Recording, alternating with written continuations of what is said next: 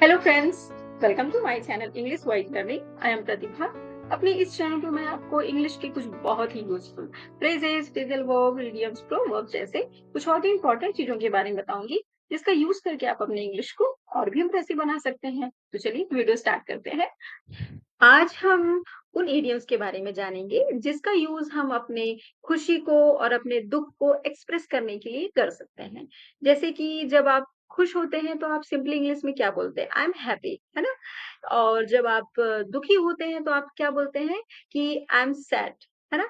बहुत ही सिंपली आप ऐसे बोलते हैं। लेकिन इसी बात को अगर अपने हैप्पीनेस और अपने सैडनेस को आप एक्सप्रेस करने के लिए इडियम्स का यूज कर सकते हैं। पर अगर आप सिचुएशन में अगर आप इडियम्स का यूज करें तो आप बहुत ही इम्प्रेसिव तरीके से अपने हैप्पीनेस और अपनी सैडनेस दोनों को एक्सप्रेस कर सकते हैं।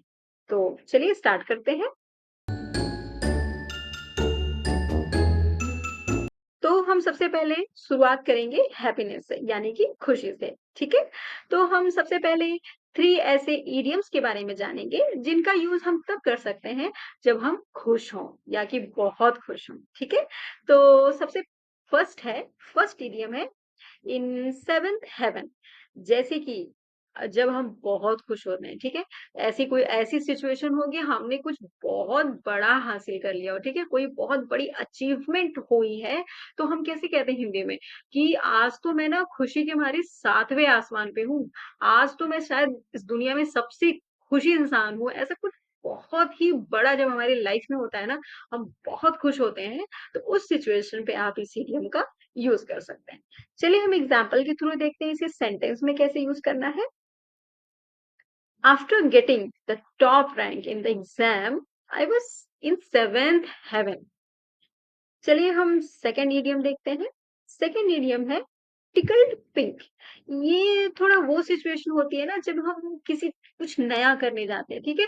जैसे कि आप किसी नए रिश्ते में जुड़ने की सिचुएशन होती है, तो कैसे एक थोड़ी उत्सुकता, एक्साइटमेंट और थोड़ा सा मिक्स इमोशन होता है, थोड़ा सा लव्ड फील होता है और आप एक्साइटेड भी फील करते हैं ना। ऐसा कुछ नयापन जब लाइफ में आता है, तो ऐसी सिचुएशन में कैसे थोड़ा ब्लशिंग भी होती है, तो ऐसे सिचुएशन में आप इस टिकल्ड पिंक इडियम का यूज कर सकते हैं।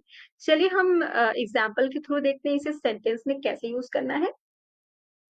I was tickled pink when my husband sent me flowers and gifts at work for no reason. चलिए हम थर्ड इडियम देखते हैं। थर्ड है ओवर द मून। ये भी लगभग वही सिचुएशन है जब आप कुछ बहुत ऐसा हासिल हो गया हो या फिर कुछ ऐसा लाइफ में आपके हुआ हो कि आप बहुत ही ज़्यादा खुश फ़ील कर रहे हो, ठीक है? कोई बहुत बड़ी खुशी की बात हो, तो उस सिचुएशन में आप इस इडियम का यूज़ कर सकते हैं। चलिए हम एग्ज़ाम्पल के थ्रू देखते हैं इसे सेंटेंस में कैसे यूज़ करना है। She was over the moon when she was declared the winner of the singing competition. तो आपने 3 ऐसे इडियम को देख लिया जिसका यूज़ आप अपनी हैप्पीनेस को यानी अपनी खुशी को एक्सप्रेस करने के लिए कर सकते हैं। अब हम चलते हैं उस इडियम्स की तरफ जिसका यूज़ आप अपने सैडनेस यानी अपने दुःख को एक्सप्रेस करने के लिए करते हैं। तो इसमें सबसे फर्स्ट इडियम है फीलिंग ब्लू। मतलब कुछ ऐसा लाइफ में हुआ हो कि आप आज थोड़े दुखी हैं, ठीक है? वो थोड़ा लो फील कर रहे हैं, अच्छा नहीं फील कर रहे हैं, थोड़े दुखी हैं, तो वहाँ पे आप सिंपली ऐसे बोलना कि आई एम फीलिंग सैड या आई एम सैड टुडे। इसके अलावा आप जो है इस इडियम का यूज़ कर सकते हैं। चलिए हम एग्ज़ाम्पल के थ्रू देखते हैं इसे सेंटेंस में कैसे यूज़ करना है। It seems that you are feeling blue. Is there something wrong? चलिए हम सेकंड इडियम देखते हैं। Lump in your throat.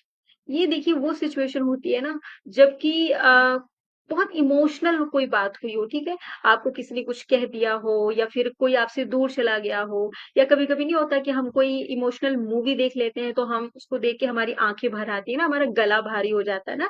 ये बहुत ही इमोशनल सिचुएशन, यहाँ पे कोई लॉस का सिचुएशन नहीं, यहाँ पे कुछ बहुत अलग ही सिचुएशन है कि जैसे आपकी आँखें भर आई हैं, आपका गला रूंध-सा गया है ना, आप क्लियर बोल नहीं पा रहे हैं ना। तो ऐसे सिचुएशन में अपने सैडनेस को एक्सप्रेस करने के लिए आप इस इडियम का यूज़ कर सकते हैं। चलिए हम सेंटेंस देखते हैं इसे एग्ज़ाम्पल के थ्रू कि इसे सेंटेंस में कैसे यूज़ करना है। I had a huge lump in my throat as I watched my sister get on the plane. चलिए हम थर्ड इडियम देखते हैं। थर्ड है डाउन इन द डब्स।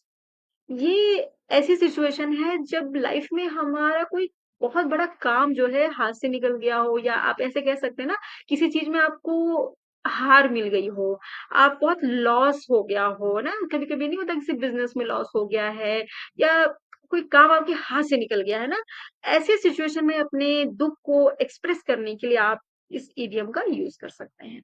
चलिए हम एग्ज़ाम्पल के थ्रू देखते हैं इसे सेंटेंस में कैसे यूज़ करना है। After losing the election, Hari felt down in the dumps. तो आपने 3 ऐसे इडियम्स को देख लिया जिसका यूज़ आप अपने सैडनेस को एक्सप्रेस करने के लिए कर सकते हैं। अब हम चलते हैं प्रैक्टिस सेट की तरफ। आज हम कुछ फ्रेजेस की प्रैक्टिस करेंगे। फर्स्ट सेंटेंस है there is fill in the blank water all over the floor. यहाँ पे नथिंग बट का यूज होगा या फिर कट द क्रैप का। नेक्स्ट सेंटेंस है I am busy tomorrow fill in the blank. यहाँ पे नॉट ऑल दैट का यूज होगा या फिर सो एम आई का। नेक्स्ट सेंटेंस है math is fill in the blank complicated. यहाँ पे नॉट ऑल दैट का यूज होगा या फिर नथिंग बट का। नेक्स्ट सेंटेंस है fill in the blank I have to pass this exam. यहाँ पे नॉट ऑल दैट का यूज होगा या फिर समहाउ और द अदर का। नेक्स्ट सेंटेंस है fill in the blank when you reach home. यहाँ पे ड्रॉप मी अ लाइन का यूज होगा या फिर फील लाइक का। लास्ट सेंटेंस है I don't fill in the blank eating anything. यहाँ पे फील लाइक का यूज होगा या फिर नॉट ऑन दैट का। तो प्रैक्टिस सेट के थ्रू फ्रेजेस की प्रैक्टिस भी हो गई, और इस वीडियो में आप लोगों ने 3 ऐसे इडियम्स के बारे में जाना जिसका यूज आप अपने हैप्पीनेस को एक्सप्रेस करने के लिए कर सकते हैं। साथ ही 3 ऐसे इडियम्स के बारे में जाना जिसका यूज आप अपने सैडनेस को भी एक्सप्रेस करने के लिए कर सकते हैं। तो इंग्लिश बोलते समय इस इडियम्स का ज़रूर यूज कीजिए और अपनी इंग्लिश को और भी इम्प्रेसिव बनाइए। Thank you for watching. Please like, subscribe and hit the bell icon. Thank you.